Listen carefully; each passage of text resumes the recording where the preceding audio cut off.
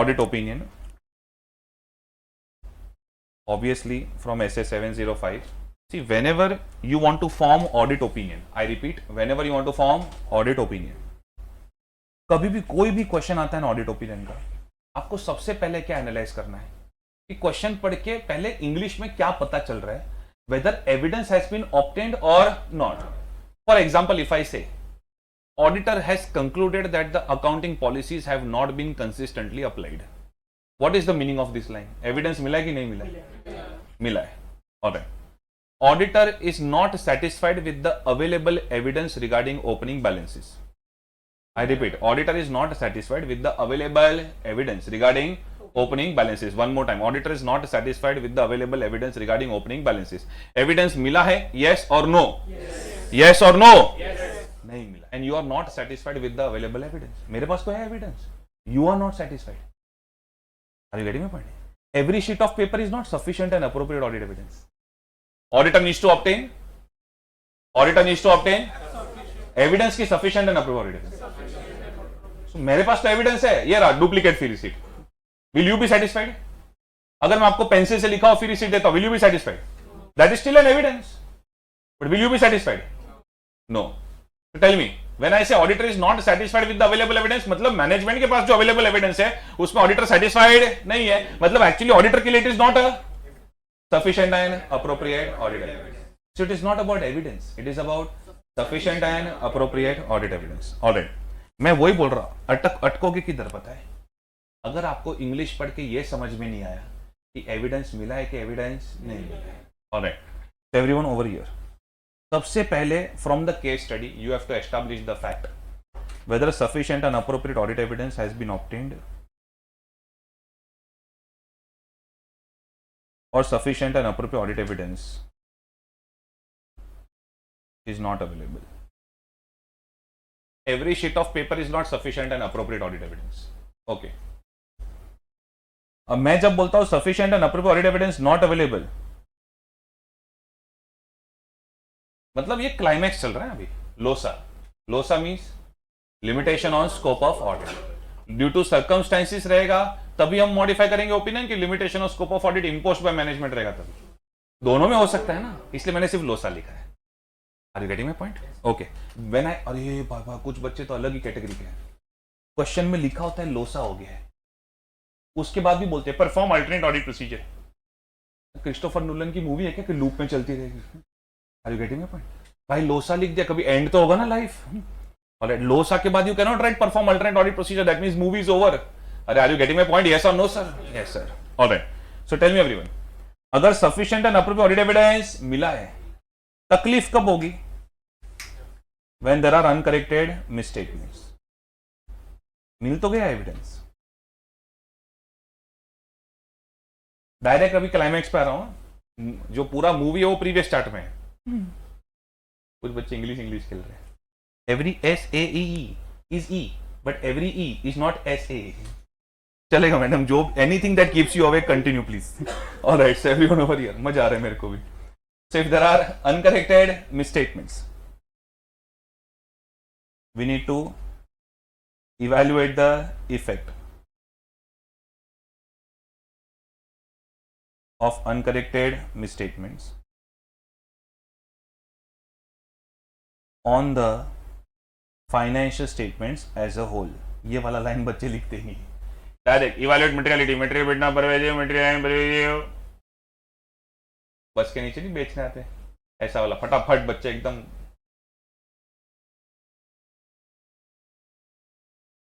अरे मैं चाहता है, अरे परवेजिव बिरवेजिव सब पहले ये तो लिखो. Evaluate the effect. No one is interested in the journey, everyone wants the destination. Evaluate the effect of uncorrected misstatements on the financial statement as a whole. ये लाइन आना चाहिए, डायरेक्ट मटेरियलिटी नहीं. Evaluate the effect, क्या बोलने का? Evaluate the effect. Alright. अब दो बातें हो सकती है. Either effect is material or effect is immaterial.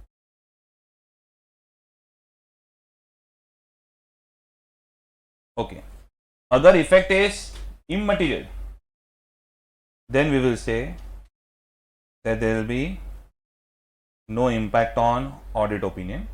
So we will write financial statements are showing a true and fair view. And ऐसे ओपिनियन को हम लोग क्या कहते हैं? अनमॉडिफाइड, क्लीन, कृष्ण है ये, इसके अनेक नाम हैं. अनक्वालिफाइड ओपिनियन,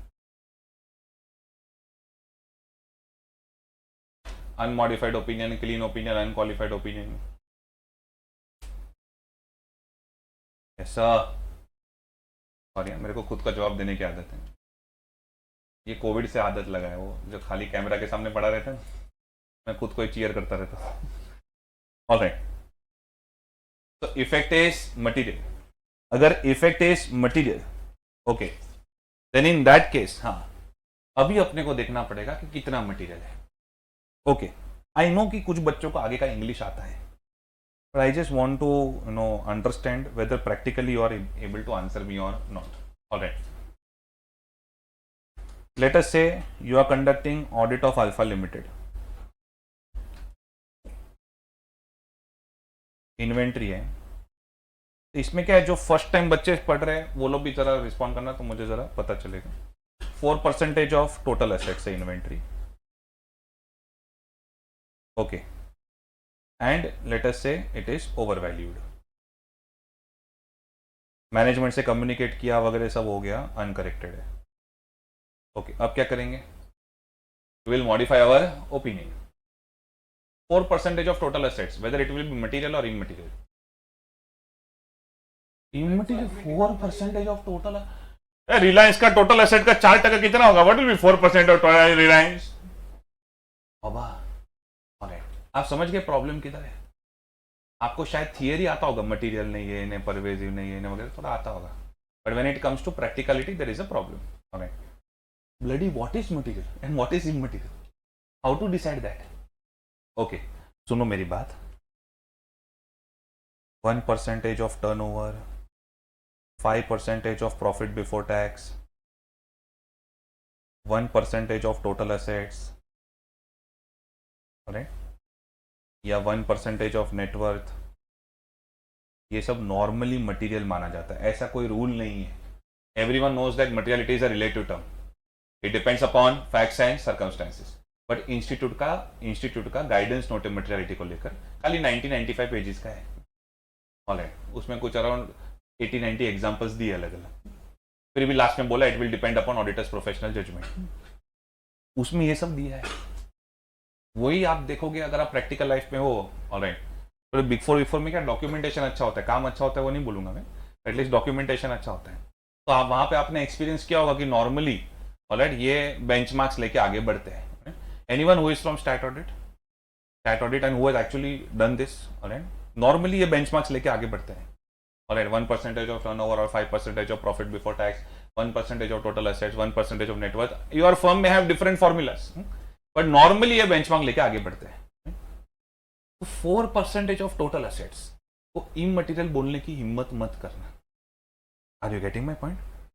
अरे hello, yes sir, yes sir. Okay, so everyone over here, obviously it is material. Okay, अब मुझे बात बताओ, इसमें आप क्या लिखोगे? Financial statements are not showing a true and fair view.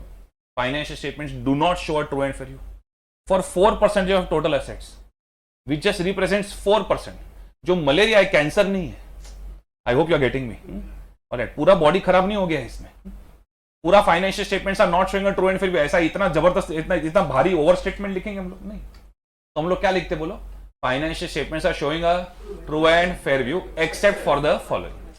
अरे हेलो, यस, बिकॉज इसमें अगर हम financial statements are showing a true and fair view लिखे तो भी गलत है, तो अंडर एक्टिंग हो जाएगा. Financial statements do not show a true and fair view लिखेंगे तो ये तो बहुत ही गलत है. ये तो ऐसा हो गया वायरल फीवर है, डॉक्टर बोल रहा है कि बस आपके पास 10 दिन बचे जिंदगी में, तो गलत है ना, ओवर स्टेटमेंट हो गया ये. ऑलराइट, तो बेस्ट क्या रहेगा? Financial statement show a true and fair view except for the following. Alright, चलो अभी आपका बताओ, मेमोरी से बताओ, ऐसे ओपिनियन को हम लोग क्या बोलते हैं? Qualified opinion. Why do we call it as qualified opinion? Because qualification means conditions. I have some reservations, I have some reservations. मैं पूरा का पूरा नेगेटिव नहीं हूं, but I have some reservations. Alright, so everyone over here, अगर effect is material तो देखना पड़ेगा कि मलेरिया है कि cancer. Alright, we need to evaluate whether it is pervasive or not.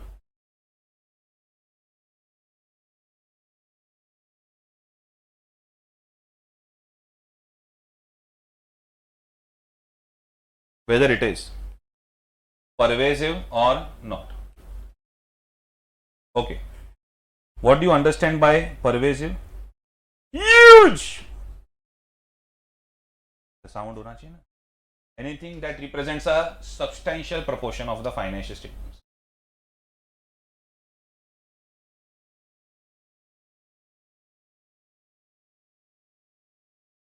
तो दो बातें हो सकती है, either it is material but not pervasive,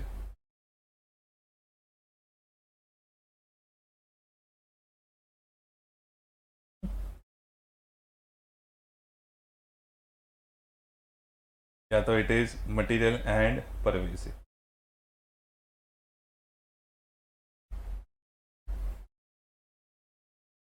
Zoom में everyone stay with me. All right. If it is material but not pervasive, then we will give which opinion? Qualified opinion. Where we say, मैं तो ये खाली मेरी notes की accuracy के लिए लिख रहा हूँ, आपको पता है क्या होता है क्वालिफाइड ओपिनियन, तो लिखने की जरूरत नहीं। Financial statement show true and value accept for the following, खाली शॉर्ट में लिख रहा हूँ। I have to keep the freshers also in mind. No? Okay.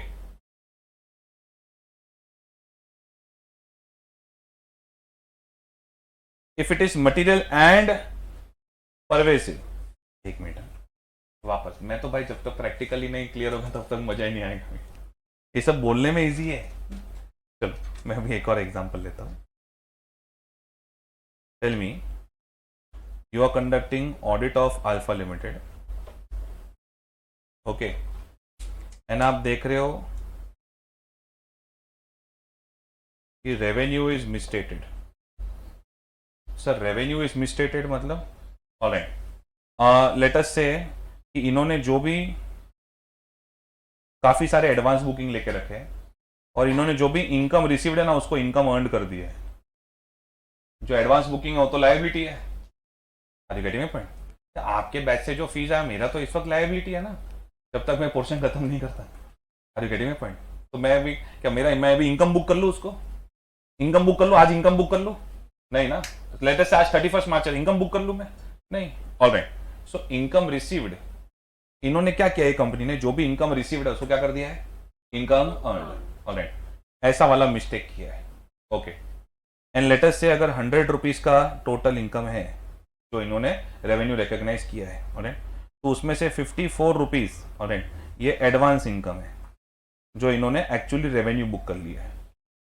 Okay, then in that case जब रेवेन्यू ही गलत है, वो भी substantial part of revenue, that means can I say substantial part of PNL गलत हो गया, यस और नो सर?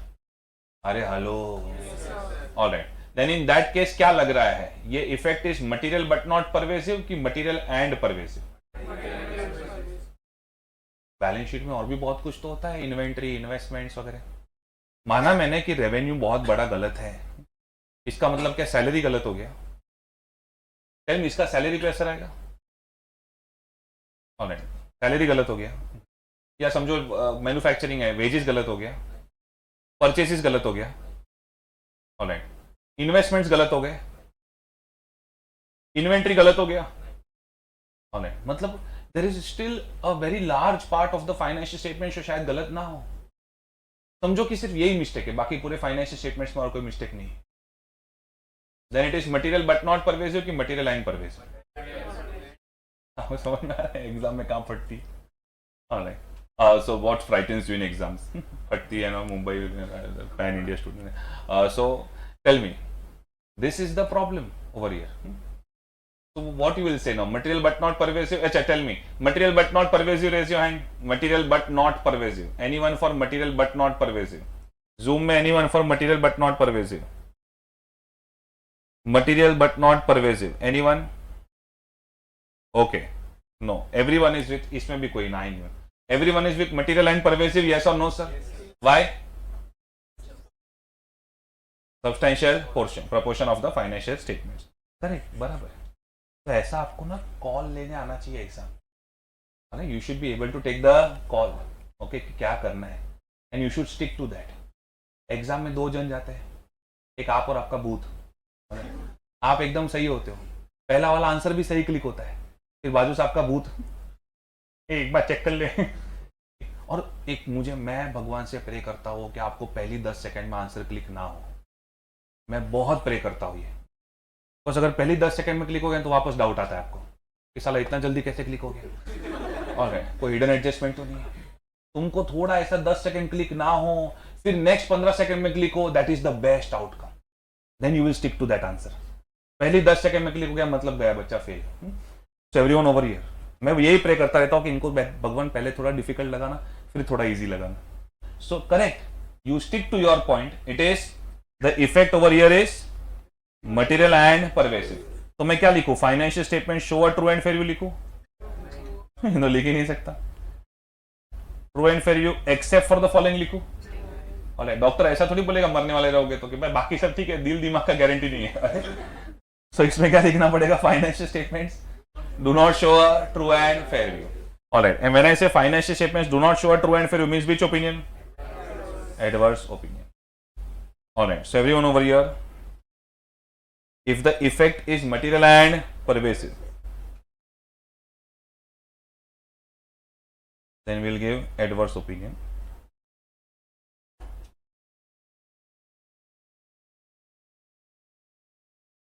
ये तो खाली रफ में लिख रहा हूं, मतलब ये एक्चुअल ड्राफ्टिंग नहीं है. इतना छोटा ड्राफ्टिंग नहीं होता है, ड्राफ्टिंग अलग से सीखें.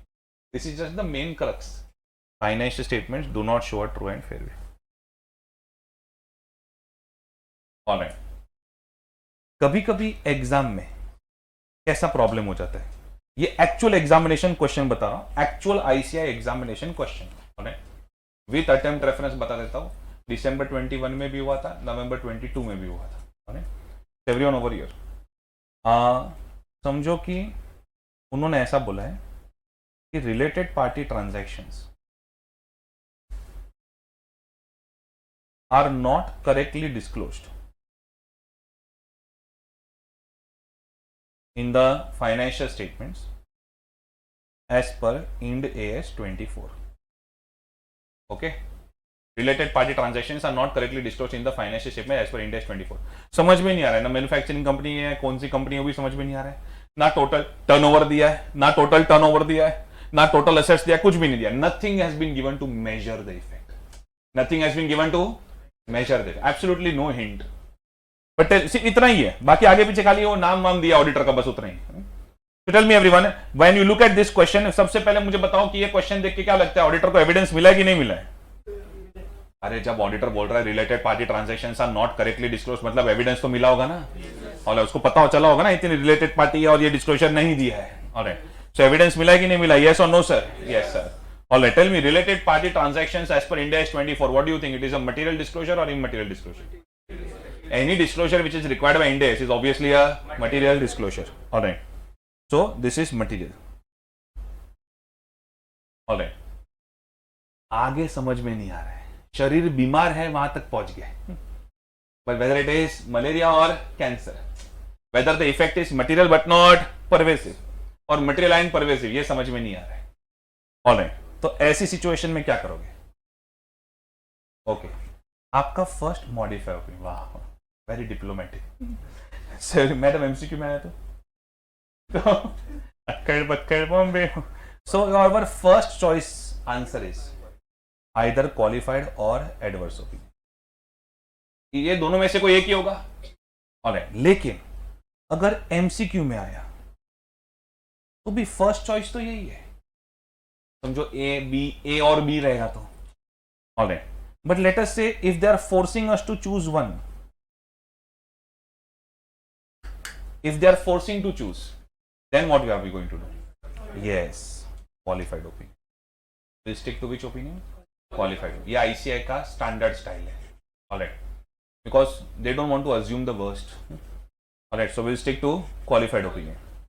पर समझो ये brief answer में आया, descriptive में. Alright. और अगर last line आपको दिया है, suppose आपको दिया है discuss. Alright. तो क्वालिफाइड और एडवर्स लिख के खत्म करो. ऑलराइट, क्वालिफाइड और एडवर्स दोनों ऑप्शन बताओ. पर समझो अगर आपको आ गया ड्राफ्ट, अब एक ऑडिट रिपोर्ट में 2 ओपिनियन ड्राफ्ट हो सकते हैं क्या? अनलेस आप कुछ फूक के गए हो. ऑलराइट, सो अगर आपको आ गया draft, okay, then what are you going to do? You left, that means you have to select one. Okay, कुछ बच्चे 2 ड्राफ्टिंग करके आते हैं. Option 1 drafting, option 2 drafting, then option 3 next attempt. Alright, so everyone over here. अगर आपको draft आया, draft मतलब आपको लोग बोल रहे हैं कि एक सिलेक्ट करके बोल, then you will stick to which opinion? Qualified opinion. एकदम प्रो मैक्स टिक, आपको ध्यान रख. 3 वेरिएशन है. एक क्लियर एकदम, मटीरियल बट नॉट परवेसिव. दूसरा क्लियर एकदम, मटीरियल एंड परवेसिव. तीसरा silent. All right, then this is the approach to be followed. I want a confirmation. Are you clear with this? Yes. All right. कोई चौथा variation किसी के दिमाग में आ रहा है क्या? नहीं, मेरे को आ रहा है. तुम लोग अभी ना बोलते हो, बाद में एग्जाम के एक दिन पहले solve this urgently, solve this urgently. All right, so everyone over here, मेरे को रिस्क ही नहीं लेने का. तो fourth, audit of Alpha limited. Inventory is 14% of total assets.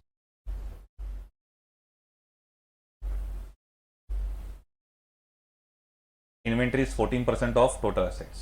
Alright, tell me 14% is material but not pervasive. Zoom में रुको, zoom में A type करो material but not pervasive के लिए. Material and pervasive के लिए B टाइप करो. And can't say के लिए C टाइप करो. Okay. आप बोलो material but not pervasive, material and pervasive की can't say.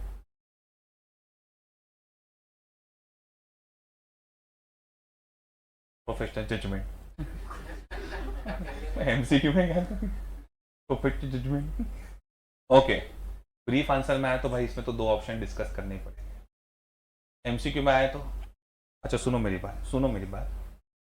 आज तक के कोई भी एमसीक्यू पकड़ लो, this kind of question has never been asked by the ICA in the history. मैं पढ़ाई कर रहा हूँ ना तब से, मतलब मैं इतना भी ओल्ड नहीं, पर 12 साल तो हो गए. Alright, so what I want to say is आप पूरा हिस्ट्री निकाल के देख लो.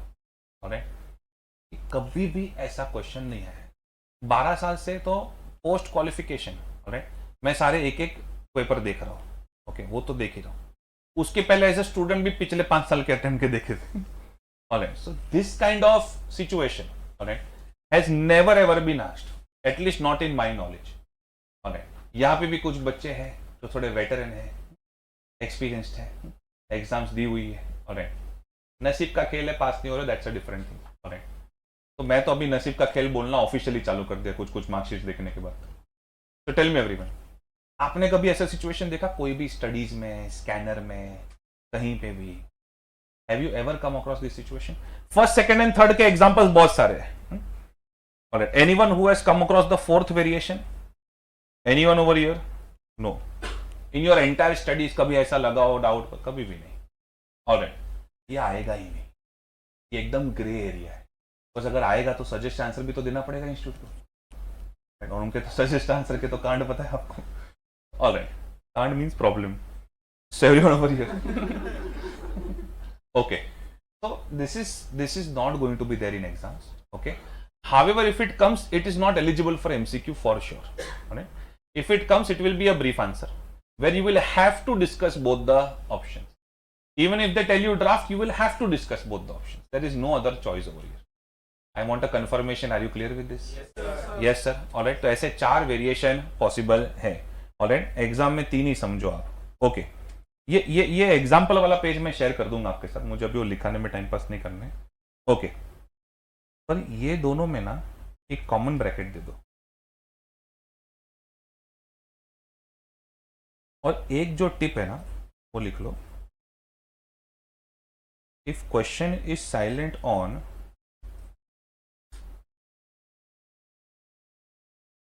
pervasiveness,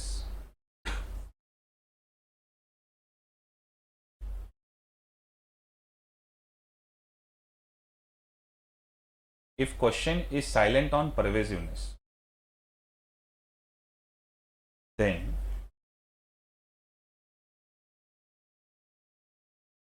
first choice qualified or adverse,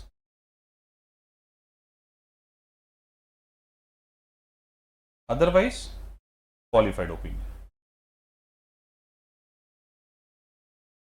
First choice qualified or adverse, otherwise means if they are forcing you to select, which will be your second choice. All right, go for qualified opinion. तो जो तीन variation आते हैं exam में, ये 1, ये 2, ये 3, all right, या तो क्लियर आएगा मटेरियल बट नॉट परवेसिव, या तो क्लियर आएगा मटेरियल एंड परवेसिव, या तो question will be silent on pervasiveness. Maximum times in exam they have tried this, if question is silent on pervasiveness. Rarely they will be clear, they will remain silent on pervasiveness, and then you have to understand if they say discuss, then discuss both qualified or adverse. If they say draft, then you will draft only qualified. Is everyone clear with this? Yes. Okay. तो ये अभी आपका clear हुआ. One more time, अगर sufficient and appropriate audit evidence मिल गया है, अगर अनकरेक्टेड मिसस्टेटमेंट्स है, then you will evaluate the effect of uncorrected misstatement. ये effect of uncorrected misstatement line नहीं लिखा ना, I give you 0 if I am the paper checker. मेरे को ये effect of uncorrected misstatement line चाहिए. तुम लोग direct material but pervasive, material and pervasive, जो डायरेक्ट ऐसे जंप करते हो ना, don't do that. Evaluate the effect of uncorrected misstatements on the financial statement as a whole. If the effect is material, we need to evaluate whether it is pervasive और not. If the effect is material but not pervasive, then qualified. If the effect is material and pervasive, then adverse. Done? Okay. लेकिन अगर sufficient and appropriate audit evidence नहीं मिला है, लोसा हो गया है. क्या हो गया है? लोसा. लोसा बोला मतलब will you talk about performing alternate audit procedure now? Everyone, will you talk about performing alternate audit procedure now? No. Losa means it is concluded that evidence is not available, or there is some shitty evidence and auditor is not satisfied. All right. तो अगर sufficient and appropriate audit evidence नहीं मिला है, तो हम लोग क्या बोलेंगे पता है? Evaluate the possible effect of undetected misstatement. तुम लोग जो डायरेक्ट मटेरियल या material but not pervasive,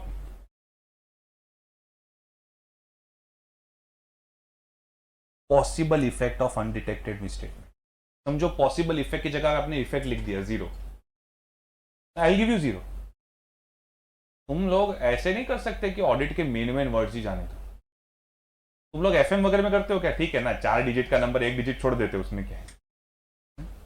FM में तो क्या क्या करते हो. और एफएम वाले प्रोफेसर को डाउट भी कितने रॉयल आते हैं. डेसिमल के बाद 3 डिजिट तक राउंड ऑफ करना है कि 4 डिजिट. तो मेरे में कैसे भिखारी जैसे डाउट आते हैं. सर ऐसे का टाइटल लिखा तो मार्क्स मिलता है क्या? Look at the difference. और everyone over here, evaluate the possible, बाद में बोलते हैं एएफएम में एग्जामिनेशन आता है कभी, evaluate the possible effect of undetected misstatements. Alright, so everyone over here, भिखारी means beggar. Possible effect of undetected misstatement, why I am writing this line. समझो अगर आपको एविडेंस नहीं मिल रहा है, इन्वेंट्री का फिजिकल वेरिफिकेशन भी नहीं हो पा रहा है, स्टॉक स्टेटमेंट भी नहीं है, तो अपने को एग्जैक्टली पता तो है ही नहीं कि गड़बड़ कितना है. See we don't know what has gone wrong, so we are just projecting that what if this goes wrong, what if this goes wrong. So we are evaluating the possible effect of undetected misstatement. Tell me everyone, अगर आपकी कोई है, अगर आपको जवाब नहीं दे रही है, तो डायरेक्ट ऐसा मान लेते हो ब्रेकअप हो गया है? नहीं ना. आपका दोस्त बाजू से बोलेगा, सोच क्या क्या हुआ होगा. या तो किसी और के साथ या तो तू गया, या तो it is very much possible कि घर पे रिलेटिव्स हैं, शी इज नॉट। तो ऐसे अलग अलग प्रोजेक्शंस करते हो ना, कि सीधा मान ले तो कि भाई तू तो गया नहीं ना। सो वी ऑलवेज, आप पर्सनल लाइफ लो कि ऑडिट की लाइफ लो, जब भी एविडेंस नहीं मिलता है we don't conclude, we try to evaluate the effect or possible effect, possible effect of, हाँ फिर पॉसिबल इफेक्ट ऑफ मिसस्टेटमेंट मत लिख देना। Alright, possible effect of undetected misstatement, ये लाइन नहीं मिला ना तो I will not give you marks. Okay, there are two possibilities, इसलिए मैं वापस बार बार लिखता हूं, either possible effect is material or it is immaterial. नहीं, ऐसा नहीं लिखूंगा। क्यों नहीं लिखोगे? मुझे एक बात बताओ, आपकी लाइफ में कोई एक बंदा है जिसका आपके लाइफ में बिल्कुल इंपॉर्टेंस ही नहीं है और वो आपके मैसेज का जवाब नहीं दे रहा है, आपको कोई फर्क पड़ेगा उससे? नहीं ना। मैं जब लोसा बोलता हूं ना, लोसा मतलब that thing is really impacted me, limitation on, it has to be material. I will not use the word LOSA for immaterial things. अरे हेलो, ऑलराइट, मैं जब लोसा बोल दिया ना मतलब it has to be material. Alright, फिर मैं अभी इममटीरियल चीजों के लिए लोसा नहीं बोलेगा। Are you getting my point? So possible effect is direct ऐसा जंप करेगा मैं, या तो possible effect is material but not pervasive,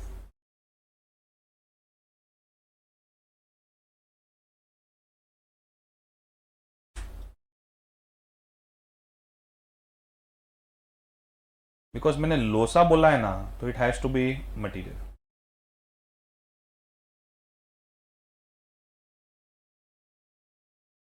या तो possible effect is material but not pervasive, या तो possible effect is material and pervasive. आज तो मैं आपको ऊपर ऊपर से ओपिनियन वगैरह सिखा रहा हूं। सपोज कोई बच्चा जो एकदम प्रैक्टिकली सोचता है ना, उसको क्या डाउट आ सकता है? सुनो, सपोज 1000 परचेज इनवॉइसेस है, ऑलराइट, जिसमें अच्छा टोटल लेटर्स से 5000 परचेज इनवॉइसेस है, ओके, जिसमें से आपने सैंपल कितना सिलेक्ट किया? 1000 में से 997 का आपको एविडेंस इनवॉइसेस मिल गया है। 3 इनवॉइसेस कहीं पे लॉस्ट है, 3 इनवॉइसेस वो अकाउंटेंट बोल रहा है सर मिल ही नहीं रहा है यार, बुकिंग किया था तभी था, मिल ही नहीं रहा है यार 3 इनवॉइस। सर देखो ना, आप एक काम कर, सप्लायर से कुछ मंगवा देता है आपको, तो वो सप्लायर भी जवाब नहीं दे रहा, आपका ऑडिट रिपोर्ट का डेडलाइन भी आ रहा है, तो 3 इनवॉइसेस का एविडेंस अवेलेबल नहीं है। What are you going to do? Are you going to say LOSA? ये सब है ना, सुनो, ये लेवल तक भी मैं सिखाऊंगा। Are you getting my point? पर ये इतना माइन्यूट कब आएगा? जब मैं आपको सैम्पलिंग का ऐसे सिखाऊंगा, ऐसे 530। तो इस वक्त अगर ये सब डाउट आ रहा है ना, alright, so please keep it aside. इस टाइम हम मैक्रो लेवल पे सीख रहे हैं। कौन से लेवल पे? Macro. Then I will go to the micro level also. समझो ये आ गया केस स्टडी, तो क्या करेंगे एग्जाम में? Are you getting my point? So everyone over here, possible effect is, अभी तो मैं मान के चल रहा हूं कि मटेरियल चीज है, लो सर, तो possible effect is material but not pervasive, or possible effect is material and pervasive. If possible effect is material but not pervasive, एक come on man, if possible effect is material but not pervasive, समझो inventory, same example, 4% of total assets. मैंने last time बोला था over value है, अभी over value नहीं, मैं बोल रहा हूं अभी एविडेंस ही नहीं मिला है। तो 4% of total assets you are not able to verify, 4% of total assets you are not able to verify, then possible effect will be material but not pervasive. Alright, if possible effect is material but not pervasive, you will stick to which opinion? You will stick to which opinion? Qualified opinion. However, if possible effect is material and pervasive, एक minute, let us say कि आप कर रहे हो audit of coaching classes,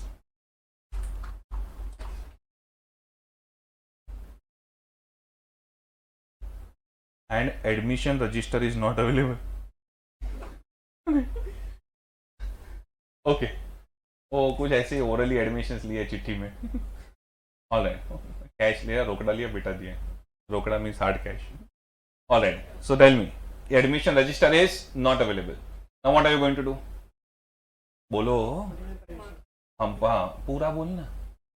possible effect of undetected misstatement is material and pervasive. Alright, possible effect of undetected misstatement is material and pervasive. Alright, then in that case we are going to give which opinion? हम लोग क्या बोलेंगे? Oh boss, we are, अरे क्या adverse, मेरे को एक बात बता। हाँ, मैं डॉक्टर मेरे को बोला ब्लड टेस्ट के लिए, बोला नहीं देता, क्या बोलेगा, क्या तुझे कैंसर है ऐसा बोलेगा नहीं। वो क्या बोलेगा, we are unable to form an opinion, evidence ही नहीं मिल रहा है। ओके, मैंने लेटर से सारे एडमिशंस लिए, आपको एडमिशन रजिस्टर भी दिखाया, एंड जितने भी एडवांस बुकिंग है वो सारे इनकम अर्नड दिखा दिए। Now you have obtained evidence, अभी ब्लड टेस्ट लिया है, पता भी चला कैंसर है। Are you getting my point? So अभी आपका एविडेंस आपको मिल चुका है and you have realised that there is something wrong. मैं, if I don't bloody give you the admission register, then we are going to say we are unable to form an opinion. And when I say we are unable to form an opinion, when I say we are unable to form an opinion, this opinion is called as disclaimer of an opinion. Obviously extremely rare circumstances में आता है disclaimer. कुछ बच्चे ना disclaimer distribute करते हैं exam में, कहीं पे भी एविडेंस नहीं मिला, disclaimer, disclaimer. डिस्क्लेमर बोलने के लिए you should be very clear कि बड़ी बड़ी चीजों का एविडेंस नहीं मिल रहा है, alright, something that has a substantial proportion of the financial statement. Okay, चलो सेम टिप समझो कि मैं बोलूं auditor has not been given the evidence for related party transactions. एक मिनट, लास्ट एग्जांपल मेरा क्या था, related party transactions are not correctly disclosed. अभी मैं बोल रहा हूं auditor has not been given the evidence for related party transactions. देखो भाई, कोचिंग क्लास में एडमिशन रजिस्टर का नाम मिलना बहुत बड़ी चीज है, उसके लिए ना मुझे कोई परसेंटेज एनालिसिस करने की जरूरत नहीं है, सीधा सीधा पता चल गया। क्या पता चल गया? Possible effect is material and pervasive, सीधा पता चल गया। ऑलराइट, लेकिन मैं ना आपको सिर्फ ऐसा बोलता हूं, you are conducting audit of Alpha Limited and related party transactions have not been shared with the auditor. I mean the evidence regarding related party transactions have not been shared with the auditor. अब पता चल रहा है कौन सी company है, अब कुछ भी आइडिया आ रहा है, इतना पता चल रहा है कि कोई भी कंपनी में related party transactions is a material transaction, because उसके ऊपर एएस के अलग डिस्क्लोजर्स है। अरे are you getting my point? तो अगर रिलेटेड पार्टी रजिस्टर में आपके साथ शेयर नहीं करता हो तो पॉसिबल इफेक्ट क्या होगा, मटेरियल बट नॉट परवेसिव कि मटेरियल एंड परवेसिव? जूम में जवाब दो भाई, जान। हाँ, कांट से मटीरियल है वहां तक ही पता चल रहा है। समझो ऐसा हुआ कि 90% ऑफ टर्नओवर रिलेटेड पार्टी से ही है, अब परवेसिवनेस का पता चल रहा है, पर ये सब तो क्वेश्चन में दिया ही नहीं है। Are you getting my point? So there is a possibility,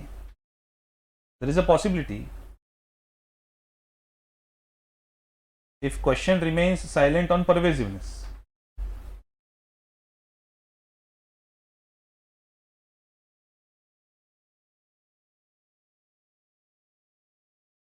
if question remains silent on pervasiveness, सिर्फ इतना दिया है कि related party register not shared with the auditor.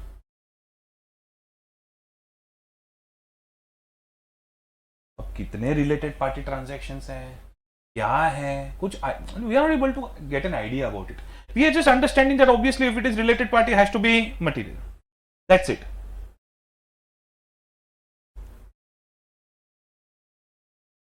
All right. Yes.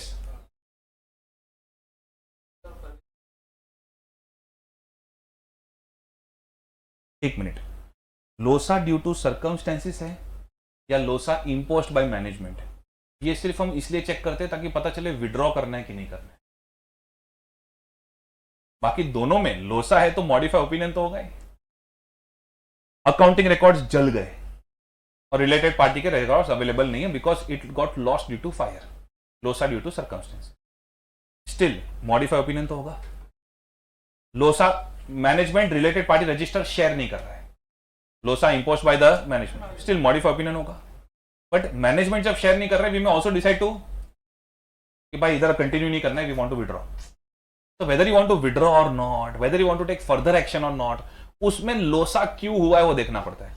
बाकी मॉडिफाई ओपिनियन तो होगा ही, यही तो मैं समझा रहा था। Your opinion is not on the character of the management, your opinion is on the financial statements. तो अगर एविडेंस नहीं मिला है, फिर वो चाहे सर्कमस्टेंसेस की वजह से नहीं मिला, ऑलराइट, या मैनेजमेंट की वजह से नहीं मिला, पर मेरा ओपिनियन तो मॉडिफाई होगा ना। No. Let me tell you, whether there is a LOSA due to circumstances or LOSA imposed by the management, this chart remains unchanged. Alright. For example, there is a debtor of 10 lakh rupees. Management is not allowing you to communicate with that debtor. As per percentage analysis, that debtor just comes to 1% of total assets. Right? Management is not allowing you to communicate with that debtor. Understood? Will you give a disclaimer of opinion for this? Exactly. So ये सब LOSA due to circumstances or LOSA imposed by management will not decide which type of opinion. Are you getting my point? LOSA हुआ है, evidence नहीं मिला है, this chart remains unchanged. Understood? All right. So everyone over here, if question वाली LOSA due to circumstances या LOSA imposed by management, further action क्या लेना है? ऐसा आपको पता है कंपनी ऑडिट में there is a fraud reporting. Alright, section 143 subsection 12 duty to report fraud. If there is a LOSA imposed by management, auditor may have enough reasons to believe that there is a fraud and he may report it. If there is a LOSA imposed by management, auditor may decide to resign. तो वो सब action लेने में काम आता है. बाकी LOSA circumstances में है क्या मैनेजमेंट की वजह से, वो that will not allow you to decide which type of opinion. I want a confirmation. Is everyone clear with this? Yes or no, sir? Yes, sir. All right. So I repeat, अगर evidence मिला नहीं है, लोसा हो गया है, Losar word use क्या मतलब? It has to be material. मुझे देखना है what is the possible effect of undetected misstatement. Possible effect is material but not pervasive, या possible effect is material and pervasive. If possible effect is material but not pervasive, will stick to qualified opinion. If possible effect is material and pervasive, then we will give which opinion? Disclaimer of opinion. But if question remains silent on pervasiveness, like such kind of question, then in that case what are we going to do? Our first choice, आपको पता है December 21 attempt में ये हुआ था, and November 22 में ये वाला हुआ था. दोनों, एक में December 21 में एविडेंस नहीं मिला था, but question was silent on pervasiveness. November 22 में एविडेंस मिला था, but again question was silent on pervasiveness. दोनों जगह पे टेस्ट किया. So if question remains silent on pervasiveness, our first choice will be, अरे बोलो, क्वालिफाइड और डिस्क्लेमर. बिकॉज एविडेंस मिला.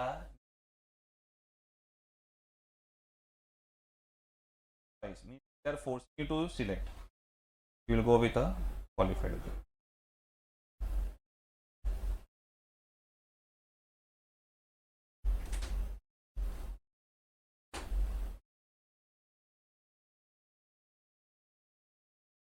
December 21 वाले अटेम्प्ट में same case study, question silent on pervasiveness, evidence नहीं मिला है, क्वेश्चन साइलेंट ऑन परवेसिवनेस, और बोला ड्राफ्ट द ओपिनियन. क्या बोला? Draft the opinion. मतलब आपको फोर्स किया सिलेक्ट करने के लिए. हेलो, तो फिर वहां पे फाइनल आंसर क्या है? November 22 में ये वाला केस जहां पे एविडेंस मिला है but the question is silent on pervasiveness, और बोला डिस्कस द ऑप्शंस. तो वहां पे आंसर क्या था? क्वालिफाइड और एंड एडवर्स. क्या है? क्वालिफाइड और एडवर्स. दो ऑप्शन डिस्कस करने थे. ऑलराइट. सो दोनों का फाइनल आंसर भी चेंज होता है ना.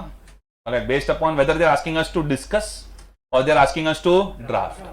Okay, is everyone through with this now? वो तो ऐसे 705 का क्वेश्चन बैंक आएगा ना, तुम लोग को ऐसा लगेगा बस हो गया अभी प्रैक्टिस. ऑलराइट, तो उसके अंदर हो जाएगा, don't worry. Okay, but this chart you are not going to follow under any situation. Alright, जब भी ऑडिट ओपिनियन फॉर्म करना है आपको देखना पड़ेगा वेदर एविडेंस मिला है कि एविडेंस नहीं मिला है. ऑलराइट, एक दो प्रैक्टिस करो ना एग्जांपल, फिर मैं आगे बढ़ता हूँ. नोट्स में ऐसा खत्म हो गया ना चार्ट. अभी example where I am giving you my conclusion and you give me the opinion. दो ही एग्जांपल दूंगा, फास्ट ट्रैक है. ऐसे हम लोग टाइम सेव करते हैं. Instead of 4 examples there are 2 examples. We don't cut on the concepts. Alright, conclusion. First,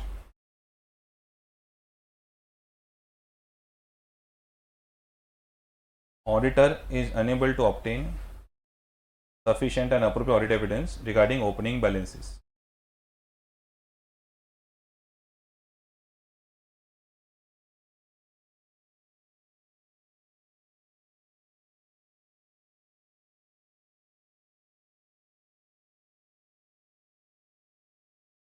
auditor is unable to obtain sufficient and appropriate audit evidence regarding opening balances. बोलो opinion. हाँ, अरे unable to obtain sufficient and appropriate audit evidence regarding opening balances. Which opinion? Qualified or disclaimer? मतलब ये side पे देख रहे हो ना, एविडेंस नॉट अवेलेबल. क्वालिफाइड और disclaimer, correct? Okay. Anyone over here? Very good. Mahendra says disclaimer, Sharmila says disclaimer. Very good. Anyone more for disclaimer? Only disclaimer. Okay. Why qualified और disclaimer? परवेजिवनेस clear नहीं है. बैलेंसेस मतलब प्लूरल हुआ ना.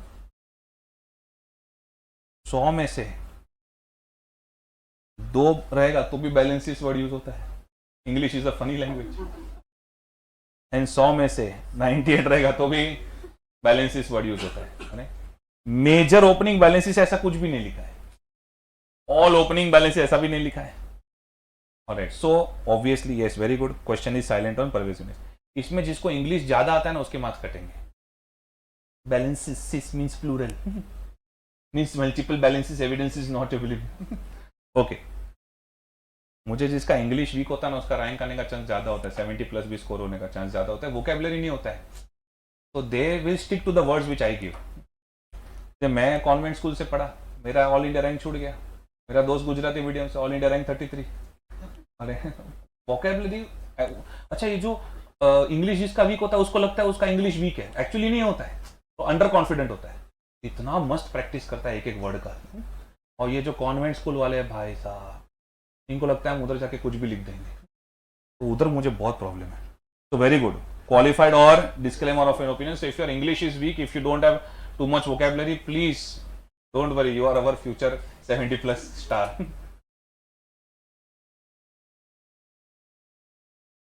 B very confident. जिसका बहुत ज्यादा इंग्लिश अच्छा है वो लोग टेंशन लो. क्वालिफाइड और disclaimer of an opinion. But if I force you to select तो क्वालिफाइड ओपिनियन. चलो हो गया, रेडी हो गया. Last example.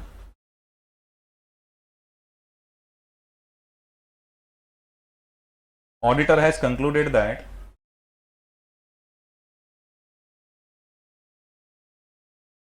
accounting policies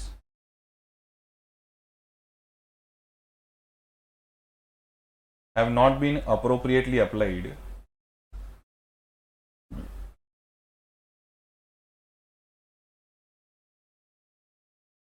in relation to opening balances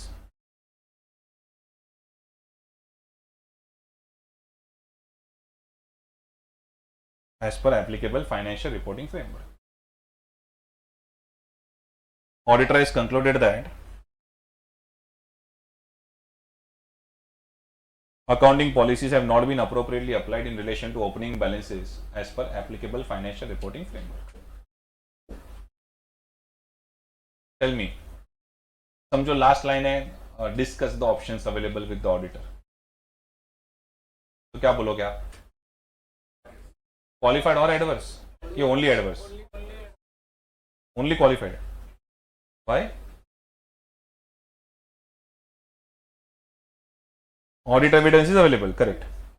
Policies have not approved Correct. its material, Material, but it's only opening balances. it's only Opening opening balances. balances. Alright. What if it is a dormant company and only the opening balances are carry forward? That's it. और कुछ है नहीं उसमें. Are you getting my point? Activity नहीं है company के अंदर, वही बैलेंस कैरी फॉरवर्ड होता है, वही ब्रॉड फॉरवर्ड कैरी फॉरवर्ड चलता रहता है बस. ऐसा भी तो होती है ना कुछ कुछ कंपनीज. अरे हेलो, यस सर, ऑडिट तो उनका भी होता है. ओके, रिपोर्ट तो वहां पे भी सबमिट करना होता है. So it is possible, it can be pervasive also, either qualified और एडवर्स. अब जिन्होंने सिर्फ एडवर्स बोला ना, कुछ बच्चे यहाँ पे थे जूम में भी, यहाँ पे भी एडवर्स एडवर्स एडवर्स. वैसा AFRF मेरे को लग रहा है देखा, और अकाउंटिंग पॉलिसीज देखा. समझो inventory is valued at cost और एनआरवी व्हिचएवर इज हायर. गलत बोल रहा हूँ मतलब, ओके, ओपिनियन मॉडिफाई करना है. ओके, ऐसा मैं सी है, don't worry. So let us say inventory is valued at cost NRV whichever is higher. इसकी वजह से क्या एडवर्स दे दो क्या? एडवर्स दे दो क्या? माना मैंने अकाउंटिंग पॉलिसी का गलत एप्लीकेशन हुआ है, तो ऐसा थोड़ी बोलोगे कि पूरा का पूरा फाइनेंशियल स्टेटमेंट गलत है। अरे are you getting my point? समझो ऐसे दो बैलेंस के लिए हुआ है, ओके, तो आप क्या बोलोगे? Adverse? No, this is qualified और एडवर्स। पता ही नहीं चल रहा है इसमें कितने बैलेंसेस को लेकर क्या क्या हुआ है, बट हाँ मटीरियल है because it is about accounting policies as per AFRF, तो क्वालिफाइड और एडवर्स। एंड इन दोनों केस में if they force us to select, then we'll stick to which opinion? Qualified opinion. तुम में बने रहिए। Very good. जो कैमरा ऑन रख के बैठे, very good, I appreciate that. Okay,